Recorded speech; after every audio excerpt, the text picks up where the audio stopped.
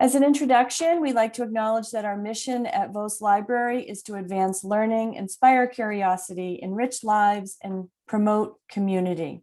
With that in mind, let me introduce our guest. Douglas Coffin is a lifelong doodler on paper of both words and images, and decided at age 23 that he wanted to be a nationally syndicated cartoonist. Down he went to New York City to draw the figure, supporting himself as a graphic designer and to develop both his cartoon style and his writing. He conceived of his characters, two elderly maiden sisters who lived in a small town in New England with a postman and a handyman for friends. After 3 years, Douglas left New York for his home in Maine and launched his concept, Cronies in Maine Times, a statewide paperback in the 70s. In 1978, NEA, part of the United Feature Syndicate, picked up Cronies, renamed it Fletcher's Landing, and it was launched daily and Sunday and ran for 3 years. Douglas was the editorial cartoonist for the Waldo Independent for 22 of his 23-year run, from 1985 to 2008, and his exhibit, due for its debut at Vose Library on April 1st, tomorrow, is a compilation of how Belfast came to be the city it is by gathering his cartoons around the issues of long ago to show what went on back then. In 1988, temporarily down in Philadelphia, he chanced across a demonstration of the English tradition of carving letters in stone by hand by a British letter cutter. With topography, calligraphy, two-dimensional design, and deep hand tool experience, he was startled to realize that he had the skills to do this. 32 years later, he still does. His daughter joined him 10 years ago, and they are Coffin and daughter, hand-carving memorials, gravestones, donor walls, and buildings in their studio on the coast of Maine. Without further ado, please help me welcome Douglas Coffin. Hello, Douglas. Don't forget to unmute.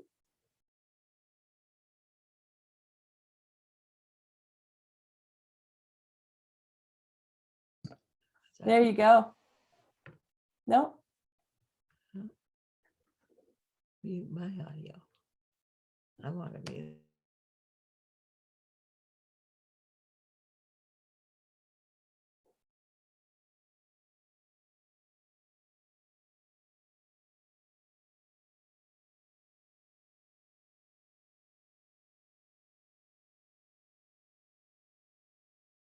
There we go. Am I unmuted? There you go. Hello.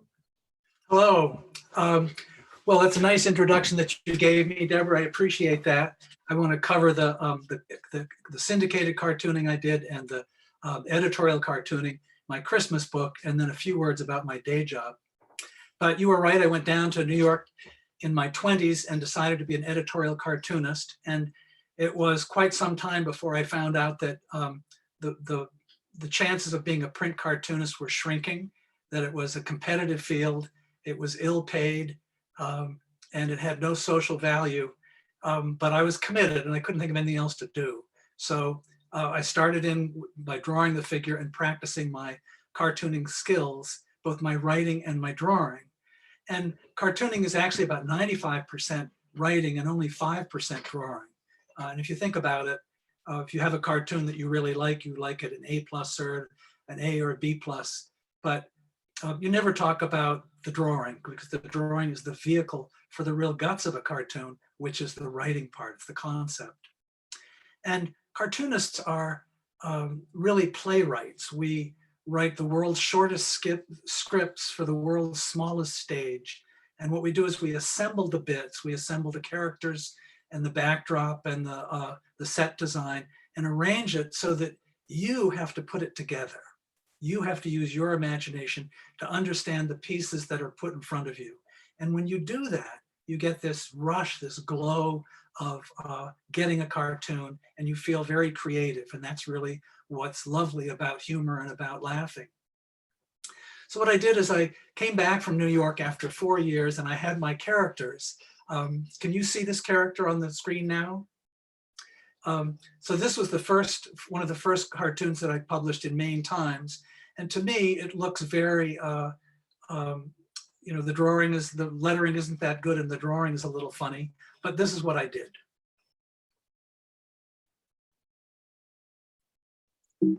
And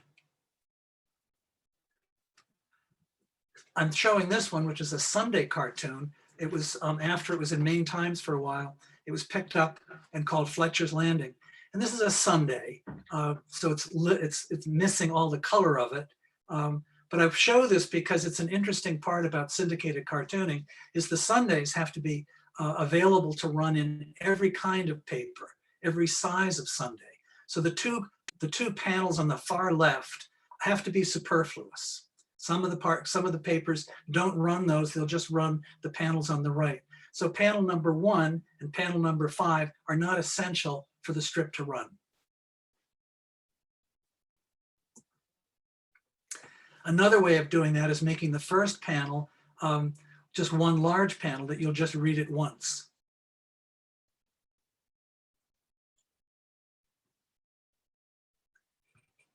And I'm giving you enough time to read these.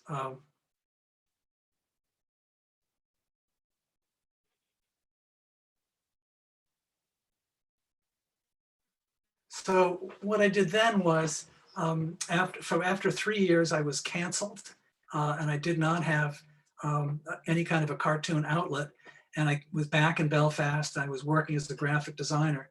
And about 3 years after that, the Waldo Independent started running, and it was a competitive newspaper against the Republican Journal, and they needed an editorial cartoonist. So I was the editorial cartoonist for 22 of its 23 years. And if you do something for 22 years, once a week, you've got about, excuse me.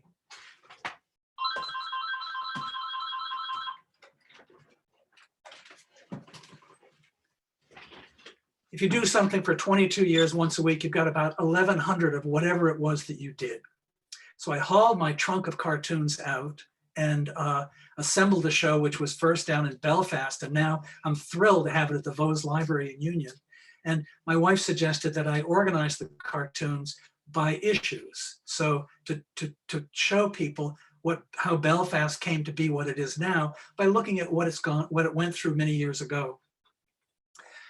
A good editorial cartoonist should be lethal and a little mean. And you can't do that if you're a small town editorial cartoonist, because the newspaper is something to educate you about your community and to bring us all together. So there are no great small town editorial cartoonists. Some of these cartoons danced off the tip of my pen and some dragged out in the early mornings of Wednesday morning. But here they come. And what I would do is I would start I'd go to my editor on Monday morning and would say, what's the buzz? What's happening this week? And Tony would say, well, we've got something from, the sheriff. I'm waiting for some kind of a comment from somebody. And then sometimes that would come through and that would be the issue of the day. And my job was to make that issue somehow give it humor or irony, but bring it to the attention of the town. Most of the time she said, I don't know, do what you want to do, because she had far more important things to do than to talk about cartooning. This is a daily cartoon strip for Fletcher's Landing. And you can see the drawing is a little bit better, the writing's a little stronger.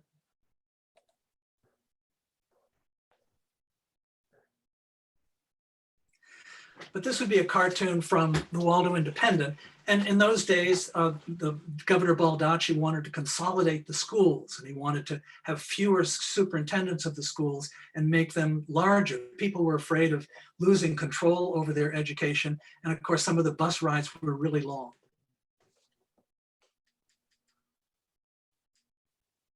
We had big boxes that were threatening Belfast at that time. Many of you remember that.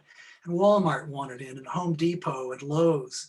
And there was a lot of fighting back against that. And we passed something. The city said nothing over 75,000 square feet. And then they caved on that. And I think by the time the big boxes actually could get around to having a big back store here, they had one of everything in Rockland, in Augusta, in Waterville, in Bangor, and in Ellsworth. So they just sort of forgot about us. The footbridge in Belfast was another issue which took about 9 years. We had this old, in 1921, old Route 1 went across the bay, the Passagassawakeg River, and was used for traffic. Then the bypass went in 1961, and the old bridge was called the footbridge. And it started deteriorating, and back in the late 80s, early 90s, chunks of masonry would fall off the bridge, and it really began to be unsafe. It was in fact closed down for a number of years, and the city learned that for $1.5 million they could tear it down, but for $3.5 million they could tear it down and put up a footbridge, a brand new bridge to connect Belfast and East Belfast, which is what they eventually did. Almost at the last minute, one of the councillors in the city said, shouldn't we have a drawbridge so that we could get boats upriver if we needed to? And that cost even more money and threatened the whole project. Islesboro wanted to leave Waldo County. They wanted to join Knox County. They could save themselves about $200,000 a year by being part of Knox. And Knox County had some islands, whereas Waldo County doesn't. They felt they could get more services from Knox County. And this thing went on for years. There's another one of Islesboro sort of wanting to take off and join Knox County, trying to figure out how to do it.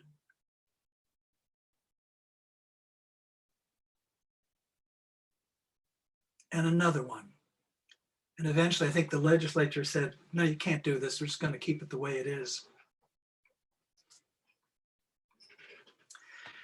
This is one about consolidating schools, but I bring this up because I'm going to be critical of it. The idea is that SAD 56, which was Searsport, Stockton Springs, and Frankfurt, were all in this one SAD district. And I think I envisioned that there was a boat wreck and this is the life raft. But I realized in hindsight that I didn't need all the waves, and I didn't need the sharks, and I didn't need to suggest that Searsport and Stockton Springs had a parasol and a top hat. It's just that Frankfurt was a bigger district with more spread out, and there was more busing to be done. So in this case, it would have been a better cartoon if I had pared back and edited more. And a lot of cartooning is just editing. You try not to label anything, but you have to do it in editorial cartoons a little bit. The city managers back then were often in hot water. And this is a throwback to a cartoon venue. And cartoonists, particularly in the box cartoonists, have developed sort of a stable of standard venues for cartoons to take place in. Back in the 40s, there were usually 2 missionaries in a large pot, and African natives with bones in their noses were saying something about the missionaries. So this harks back to that. But the venues that are popular today is that iconic one of a desert island with a single palm tree on it. Another one is some guy sitting in a bar talking to the bartender. And so these are the standard venues that cartoonists use.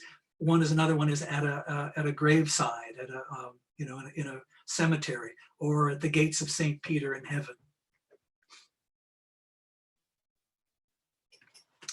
Of course, there was bear baiting. There still is today, and it's still controversial. So this was something that was a buzz of the town at this time, and I wanted to comment on it.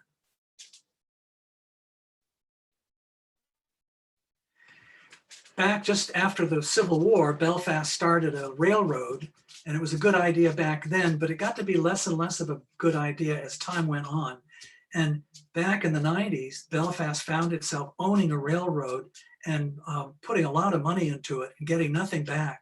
And they tried to sell it, they tried to rent it, they tried to lease it, they'd sell it, they'd foreclose, just didn't know how to make it work.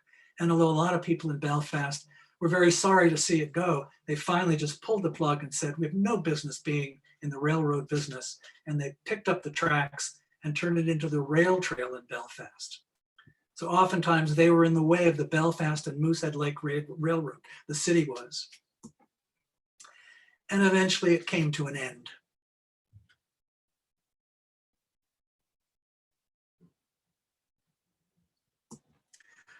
One of the first cartoons I did for the Waldo Independent was in 1985, and Waldo County was the last county in Maine to put in a traffic light. And there was only one traffic light. It was down at the corner of Main Street and High Street down in Belfast. And when it first went in, it was kind of created quite a stir, and people just didn't quite know what to think. A quarter of the time that as an editorial cartoonist, and there isn't an issue about, what I do is I'm like a mom, and I remind people to vote or to show up for budget meetings or to do the right thing, to remember Mother's Day. And so I just kind of remind people to do this. In this case, there was a school budget meeting. And they were going to either vote it up or down, and this was to bring attention to the people to what's happening in this town.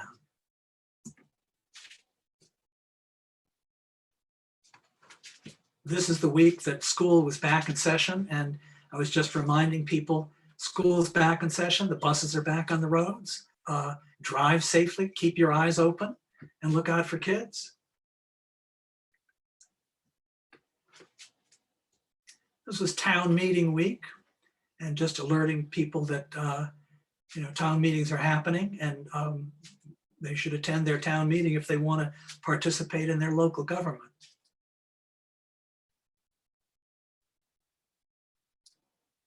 And of course, April 15th rolls around and you're going to pay your taxes. And I'm just reminding people to pay their taxes.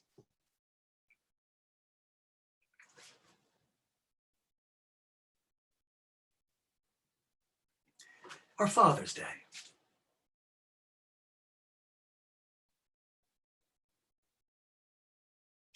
Sometimes Tony or Jay, who was also the editor there for a number of years, they would say, do whatever you want to do and comment on something nationally. Sometimes there was something nationally that was important.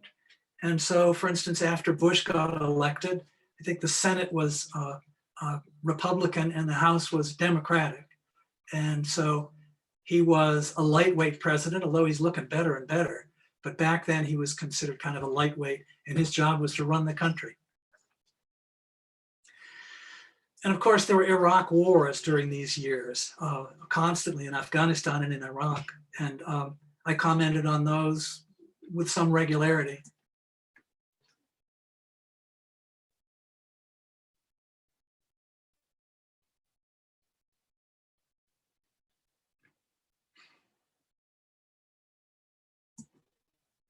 There's another one.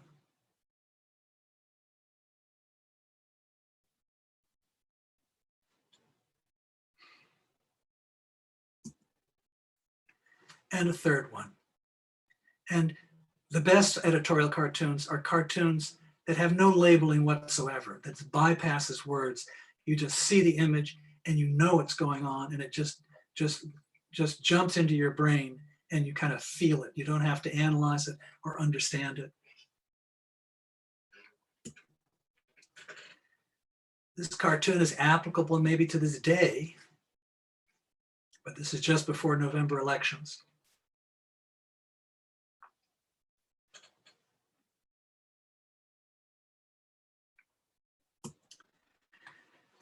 The YWCA in Belfast ran the river races. And so this was the week before the river races for the Passagassawake.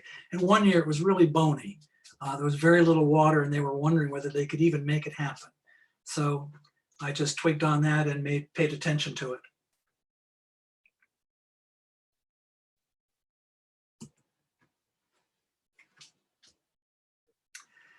(9/11) in 2002, there was only one thing that people were thinking about, which is the 1-year anniversary of the Trade Tower bombings.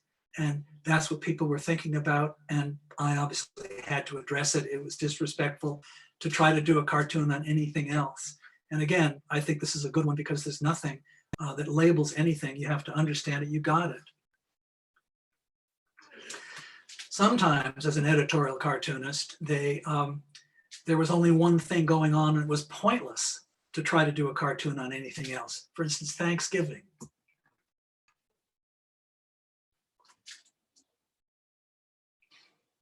So the week of Thanksgiving, the paper came out a little bit early and that's what everybody was doing, and was what was happening. There's another Thanksgiving one. I liked carving. I liked I liked drawing turkeys. They got about as much respect as cartoonists, and they're kind of like our mascot. They were fun to draw, and nobody really cared about them, but they represented Thanksgiving.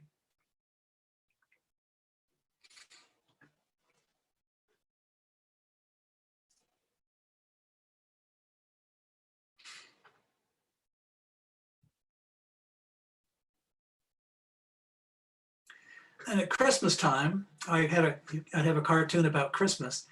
I'm not sure this one ever should have run.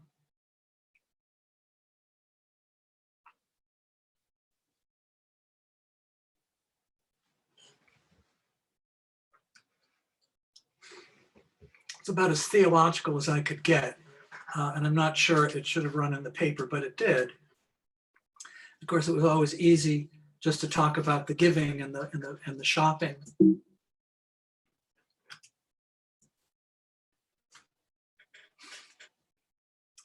So another Christmas cartoon. And it didn't have to be a holiday for it to garner the attention of the people of Waldo County. So for instance, on Maple Syrup Sunday, when the sap was flowing, people were talking about syruping. And sometimes if there was a football game, the Patriots were in it, it was just about the Patriots.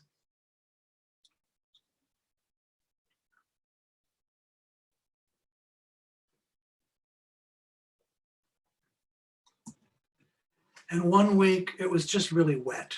And it was so wet, such a wet spring, that that's about all that people talked about.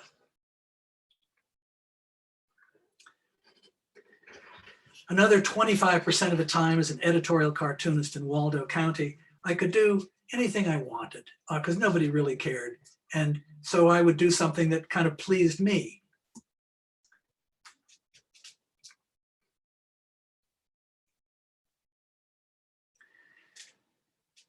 So tourists were always fair game. And I could always, in the summer, pull out a cartoon that pinioned tourists, and that was good. Sometimes I just pleased myself.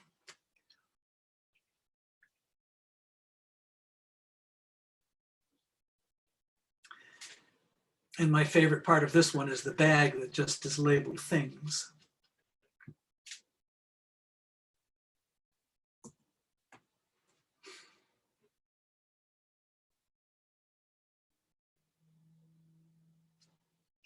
And this certainly dates me because back in 2007, we were calling it global warming, which we no longer call it. It's climate change. It's a lot more complicated. And back then it was kind of a theory or an idea. And I think it's pretty much accepted now. This is another one that shouldn't have run. It was really cold. It was winter, really cold. And probably Tony said, do what you want. And I just gave her this and she didn't even look at it. They just ran it.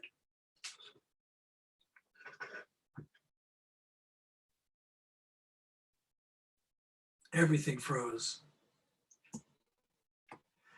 And another tourist cartoon.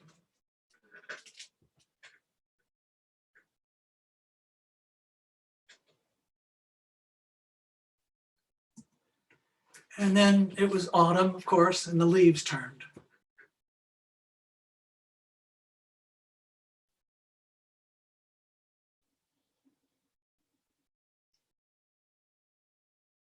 If I had a choice, I'd vote for Johann Liefenpainter as my favorite of the four.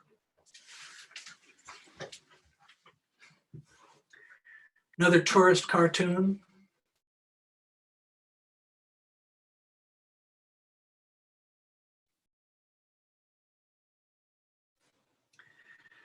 And another one that shouldn't have run, probably.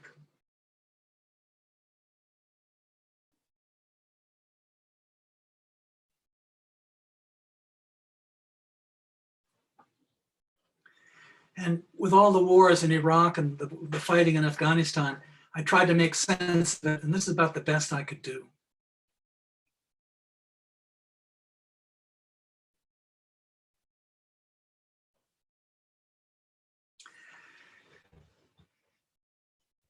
So I'm sort of, I'd like to have just my face there and not this anymore. Can I stop the share? Yes, Okay. So is my face there? we see you. Okay.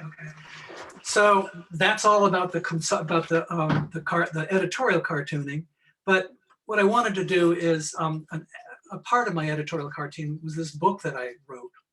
And the way that came about was back in 1978, when I was working at Maine Times, we were trying to discover what Maine was becoming, and it was changing. There were people coming in and they were asking the old people, how do you raise chickens and how do you repair a roof? And we were trying to discover how Maine was evolving. And so I asked for a spread from my editor, and the editor said, yes, you can have a spread. And I wanted to investigate, what was the character of Maine? So this spread, like One Maine Christmas Eve, ran just once in 1978. 35 years later, I was turning in a cartoon to Professional Boat Builder, part of Wooden Boat magazine. And the person that I was on the phone with said, did you ever do anything for Maine Times? And I said, yes, I did. And they said, did you do One Maine Christmas Eve? And I said, that was mine. And he said, in our family, we read that aloud every Christmas Eve. And I was so moved that I decided, well, maybe this thing had legs. Maybe I should actually see what else it could do. So I did a little bit of rewriting and put in some color and expanded it to 24 pages and showed it to Tilbury House Publishing in Thomaston. And they loved it, but they wanted it to be 32 pages because that's how thick a book has to be in order to get your name on the spine of the book. So I pulled it out to 32 pages. And it's printed and it's gone through a reprinting, and maybe even 2, I'm not sure. But I wrote it in anapestic tetrameter. I did not know what that was. I had to look it up. But anapestic tetrameter is 4 groups of 3 beats, and the 3rd beat is accented. So 'twas the night before Christmas went all through the house. And it goes like that forever.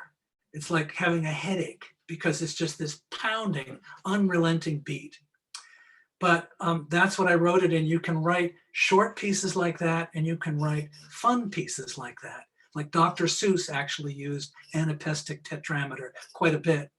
But it's not a coincidence that neither the Odyssey nor the Iliad are written in anapestic tetrameter because they're just too long.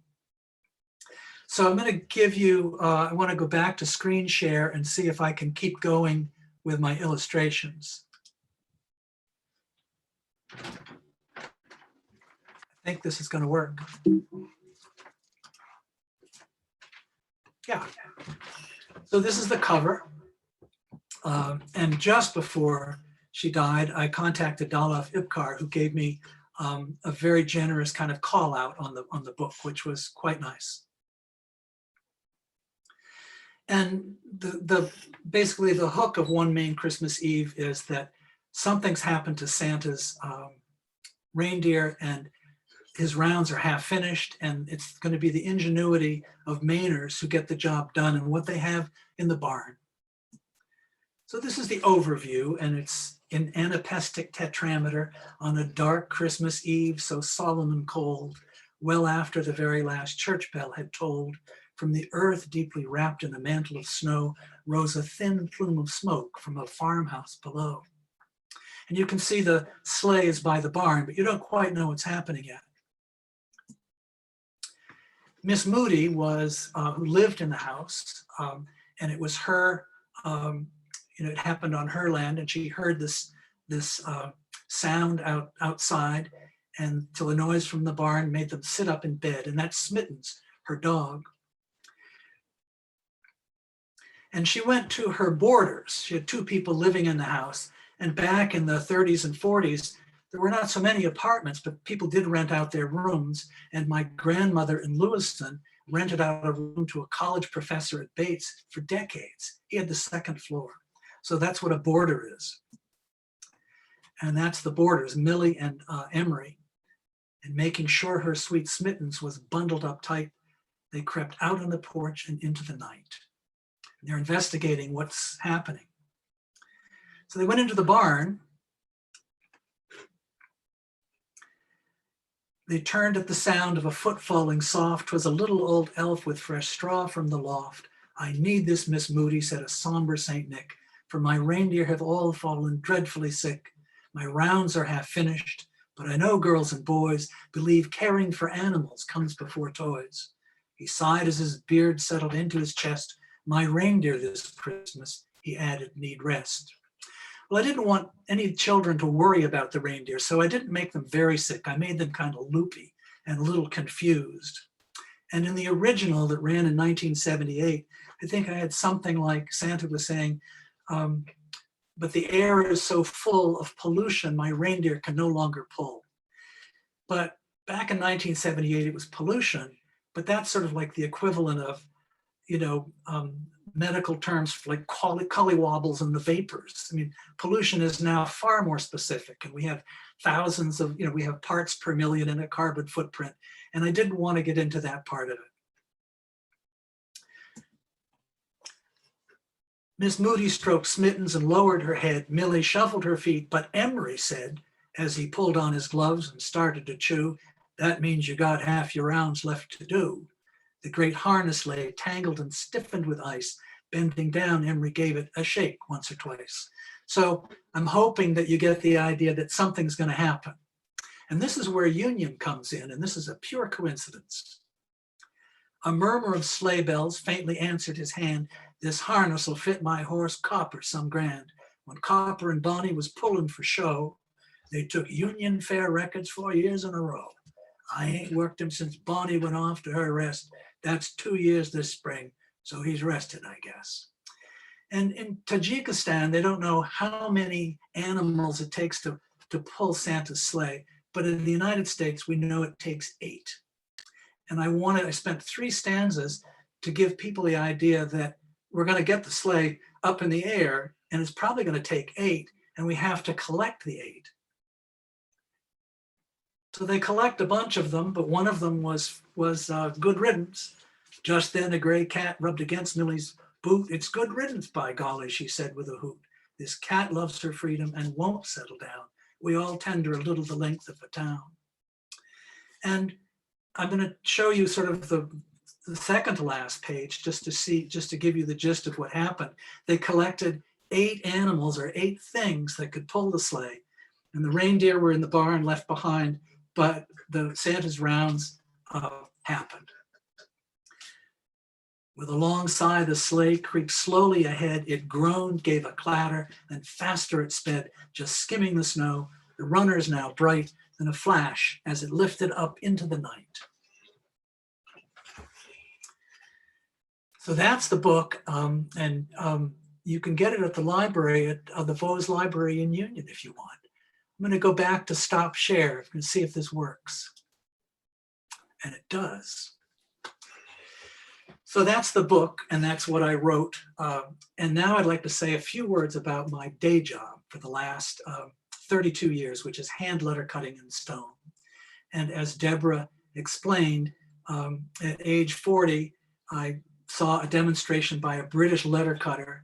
And within 1 minute of his slideshow, I realized to my astonishment that I had everything I needed to be a letter cutter in stone.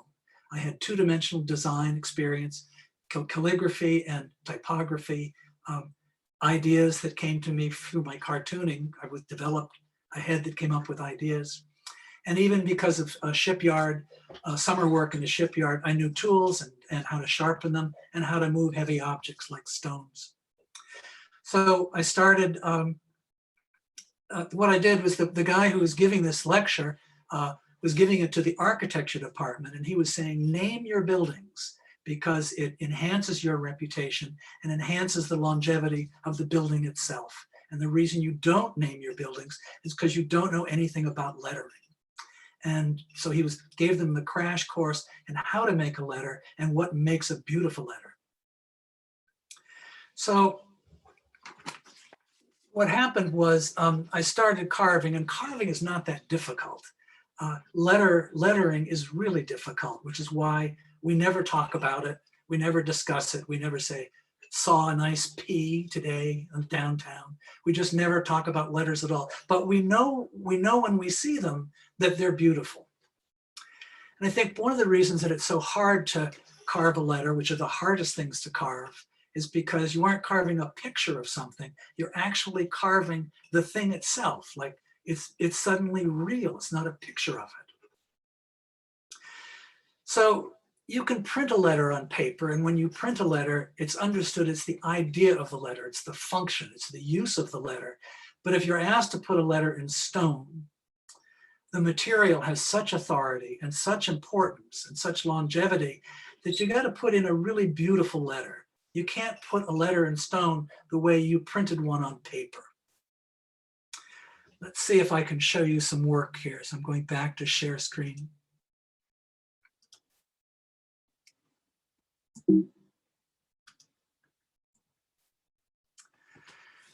These are the tools that we use. You can see the G that I just took a brush and brushed out a lowercase g. And then we put carbon paper underneath the paper and then trace the edges of the letter onto the slate in this case. And you can see a carbon line. And that's the kind of chisel we use, and that's the kind of hammer.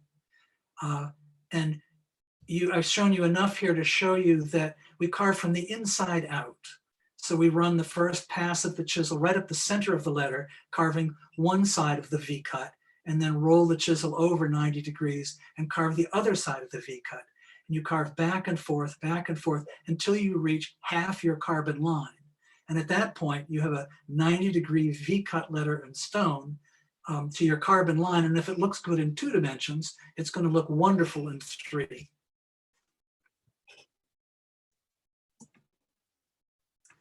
Here's the finished G in limestone, and it's been slightly darkened for readability. And I think you can see with a V-cut letter, there's really something going on there. Usually there's one side of the letter that's in shadow and the other side of the letter that is highlighted. And a lot of people say, what do you do if you make a mistake?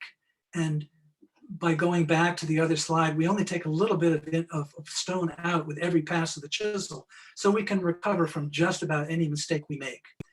The hardest ones are typos, and I have made one typo, and I have had to recarve 10 names on a plaque at a church down in Cambridge because I made this mistake. I've also had 2 typos given to me, and I was paid to recarve 2 plaques. This is my daughter and myself in the studio. She's been working with me for 10 years. And she's just about as good as I am. It took her less time to be good than it took me. But I'll show you a few of the pieces that we have. We are at Common Ground Fair every year. Of course, it didn't happen this year, but by all means, stop by near the dog demonstrations and to the main Stoneworkers Guild. Stop in at our tent and we'll let you carve a letter and we'll talk about lettering. This is a stone my daughter was carving on a couple of weeks ago. And I took a picture of this just to show you that we carve standing up and we carve from the bottom to the top. So this stone was really quite high, and she carved 24 June 1950 and then lowered the stone to carve practically perfect. And that way we're always carving into fresh stone, clear stone that's been untrammeled by the passing of our elbows or our hands over the stone. And the spoil from the stone just falls down below our noses, so we rarely are masked. And there's Sigrid just doing a little tune-up on a stone that's just about to go out. And this is not a good field for obsessive compulsive people. This is one of the hardest things to do is when you carve a letter and you want it to be beautiful, but you have to recognize the point where by fussing with it, you're taking valuable time and you're not making it any better. You just have to take a deep breath and go on to the next letter and remind yourself that people don't read letters, they read words. And few people are so mean-spirited that they're going to stop in the middle of a word and say, wait a minute, that looks crooked. A young woman came to me, her last name began with a B, and so did her husband's, but she didn't take his name. And she said, I want something to honor the B of our names. And so I carved this B in a beach stone. But I just want to show you that the upper lobe is a little thicker higher up, and the lower lobe of the B is a little thicker lower down. And the bottom of the B swings down, and then it goes into the serif, which are the two little feet to the left of the stone. And those serifs kind of swing back toward the letter. They're what we call homeward bound. And the vertical is wider at the bottom, narrow in the center, wider at the top. And the two junctures of the two lobes come through, and they slightly splay as they come into the vertical. And that's a beautiful B. And if I carved you 10 Bs, you would all probably agree which was the nicest B. We kind of know a beautiful letter when we see it, but we don't really know why it's a beautiful letter. This is another B, and this one is gilded on black slate.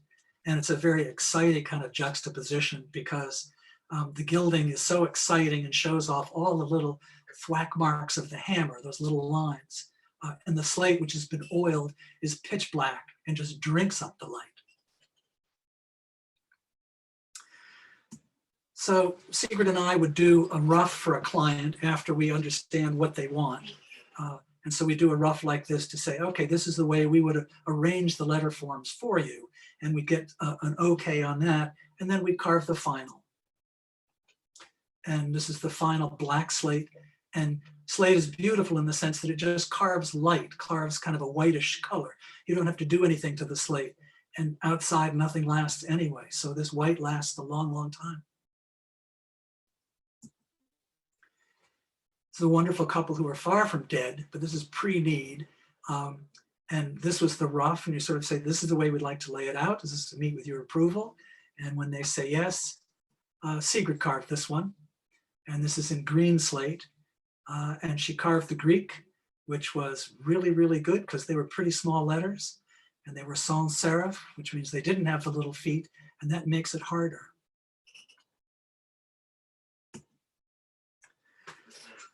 This stone is black slate, and it's an example of, they gave me 4 pieces of information they wanted. They wanted her name, they wanted her dates, an epitaph, and then some housekeeping business, beloved wife of devoted mother.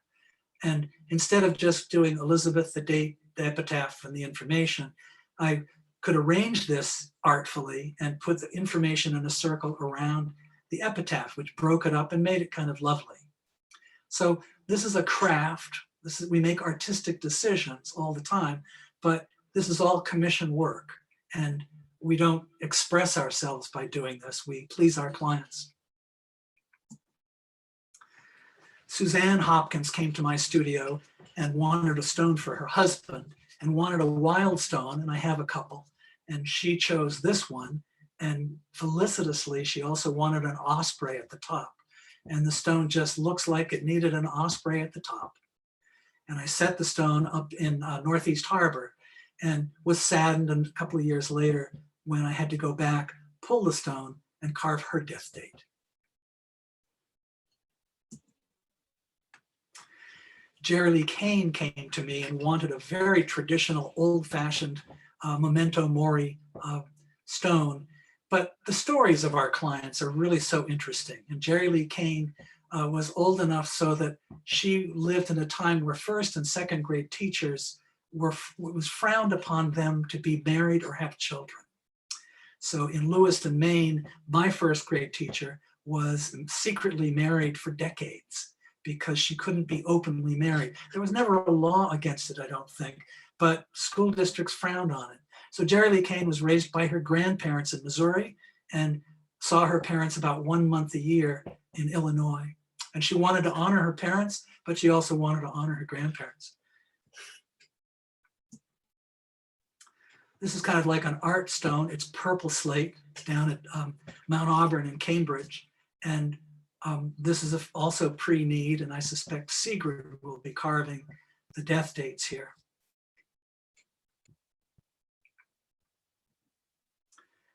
This is carved in granite, which we carve in anything, but slate is often chosen because it's so fine grained. But this is a westerly granite, which is kind of pink. The letters have been darkened slightly for readability.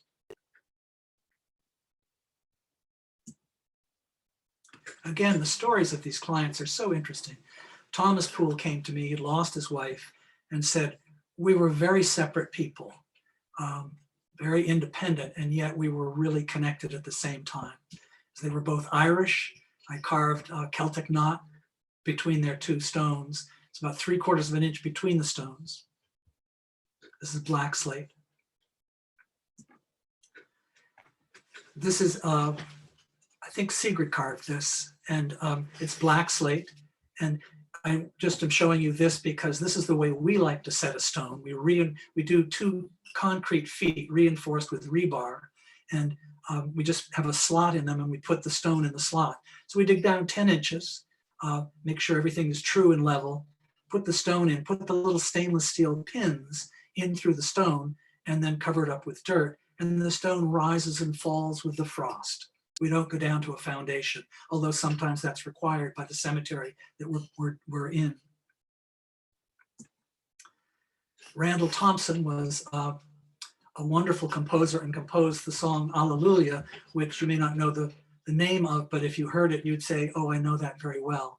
And the family really wanted something that looked like music. And so it was a chance to really use some calligraphy and make a beautiful Alleluia. That's a little stone that's 2 feet by 1 foot. It's also down in Mount Auburn in Cambridge. This is not a little stone. This is a huge piece of green slate from the Vermont-New York border. And the family had 4 lines of poetry on it. And it's kind of a statement piece, but it's just a gorgeous piece of stone. And we don't just do memorials. We also do architectural work, which is more money, but it's also more dog and pony shows and more fussing around, and there's less of a feeling of this is pleasing them because it's just harder to do that.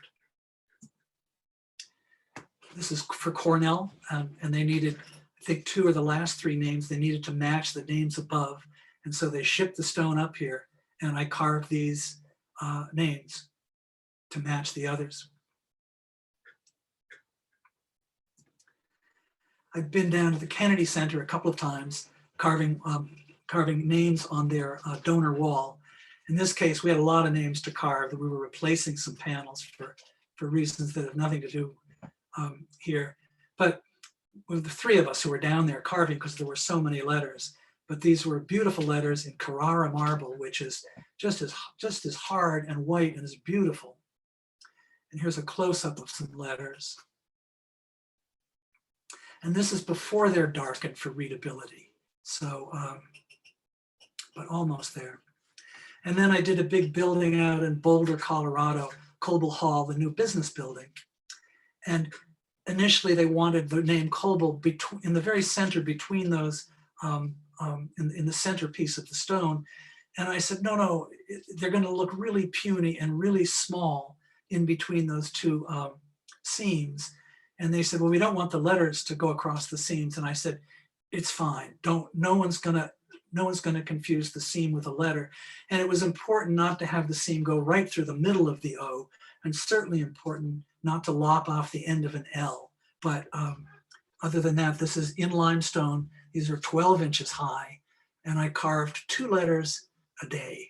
This was slow going. I'm gonna take off, stop, and oh yeah. So it was very slow going, but these are monumental letters. They're 12 inches high. They're, they're here forever, and they're kind of commanding and noble. And when I saw this slide, this photo, I said, this is the absolute opposite of cartooning. And yet, cartooning was my most creative effort. And the lowly cartoon is ill-paid and disrespected and commands nothing. And it's not even respected by cartoonists. So here's 3 cartoons that show you what cartoonists think of cartoonists. So here's that iconic venue that cartoonists, particularly the New Yorker, use all the time, which is the desert island with a single palm tree on it. And here's another take.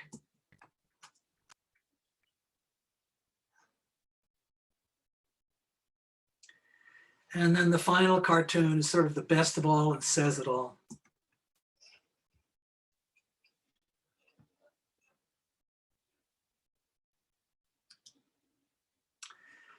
And so I just want to say thank you for not ignoring me, for being part of this Zoom, and for paying attention and giving me a little of your time. Thank you. Thank you, Douglas. I don't see any questions in the chat, or you're getting rounds of applause. That's great. But I wonder if anybody, we have just a couple minutes. I wonder if anybody wants to unmute and ask a question, or if you have comments, you're welcome to put them in the chat room.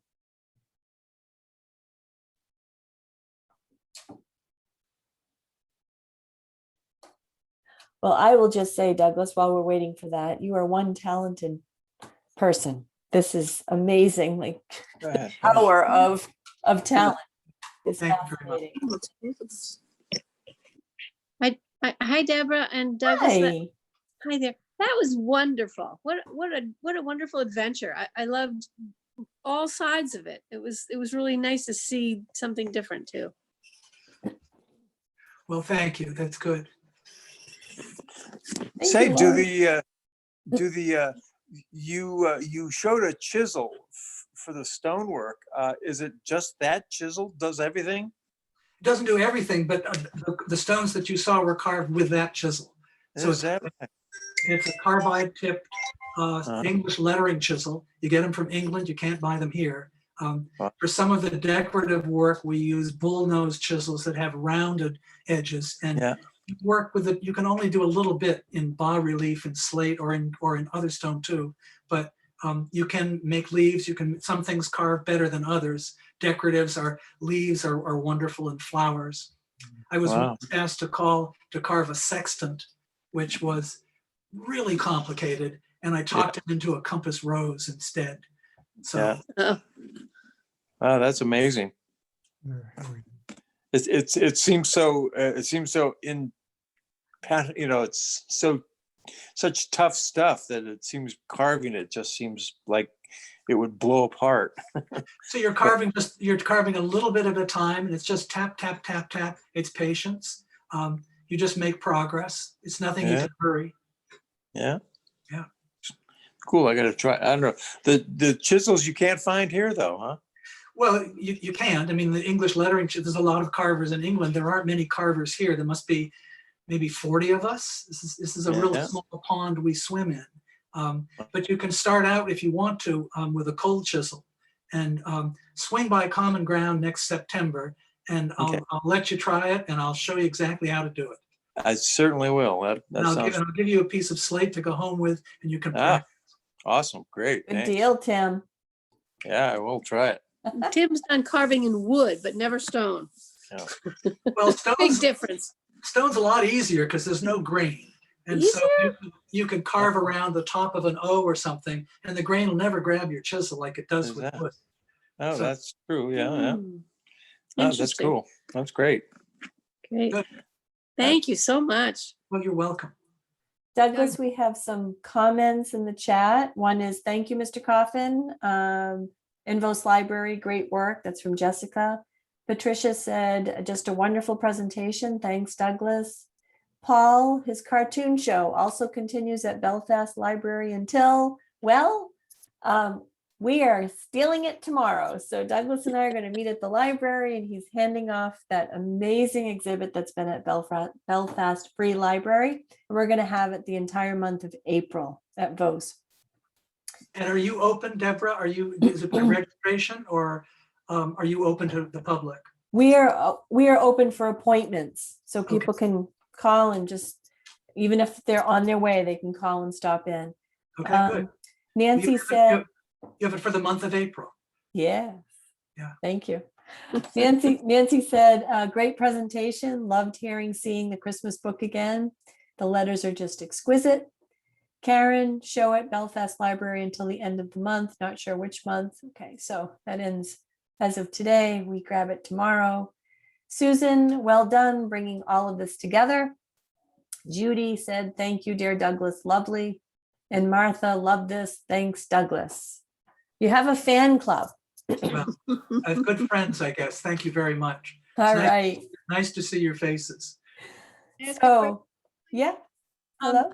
Douglas, I wanted to ask about Sigrid. It's obvious how you got into this with all your drawing, but how did she get up to speed so fast? What?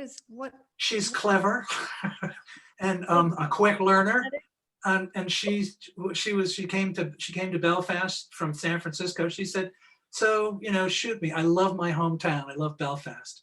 And she and her fiance bought a house in Searsport, but she picked it up and she just started in and she learned and she tried. She carves as well as I carve now.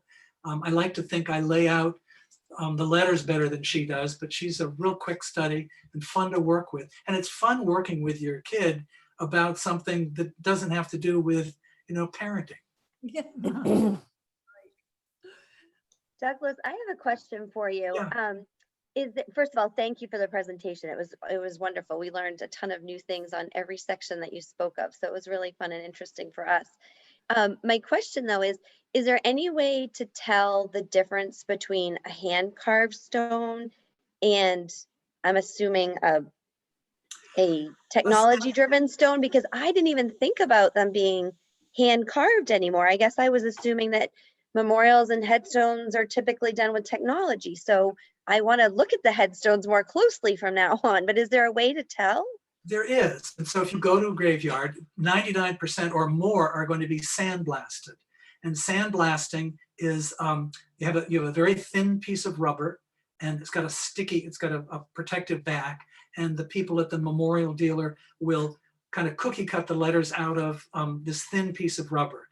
Your choices are 1 inch, 1 3/4, 2 1/4, 3 inches. They have to be caps, all capital letters. You don't have a lot of choices. But what they do is they'll do the letters in a name, and they remove the sticky back of the rubber, and they stick it on a piece of granite, and then pluck all the letters out. So the only stone you can see are where the letters are going. And then they spray the stone with a wand full of silica sand under very high pressure. And the sand is so sharp that it erodes the stone it can see, and it's so light that it bounces off the rubber. So you can get very quickly a very narrow, quite a deep stone in granite, but the serifs are all pretty pulpy because it's just made by bouncing sand. And so it's a round letter and a narrow letter. A hand cut letter is going to be V cut 90 degrees, and it's going to have 2 clear sides to it. Got it. Thank you. But it's not easy to find a hand cut letter in a common graveyard here. The really old stones will be hand cut. There'll be V cut letters into stone, but before 1830. Thank you. Thanks for that question. Anybody else before we end for this evening? Douglas, I was just curious. Great. I didn't honestly know that you were doing cartoons still. I thought that was something you'd given up. So this is all news to me. Well, alas, I have given it up, and I don't do any cartoons. Although I do have our Christmas card this year, which is a cartoon, and I'll show that as a way of saying goodbye, if that works, Deborah, for you. It does. I also have a little spiel that I want to say at the very end here, Douglas, but go right ahead. So let me just do this one last cartoon. I don't have an outlet for my cartooning now, John, and I would like to because it's something that really interests me, but it's not there. So this is our card. If you're a cartoonist, you can do a Christmas card. This is it.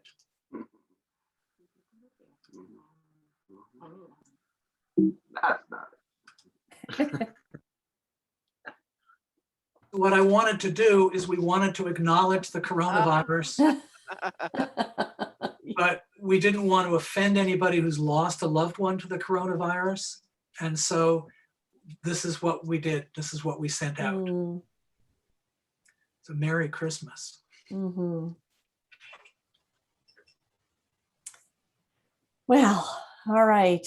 And just as a little side note, Douglas, I think your daughter learned from a great mentor, and that's why she was a quick learn. I'll just say that. Possibly, we'll see. Yeah, I think so.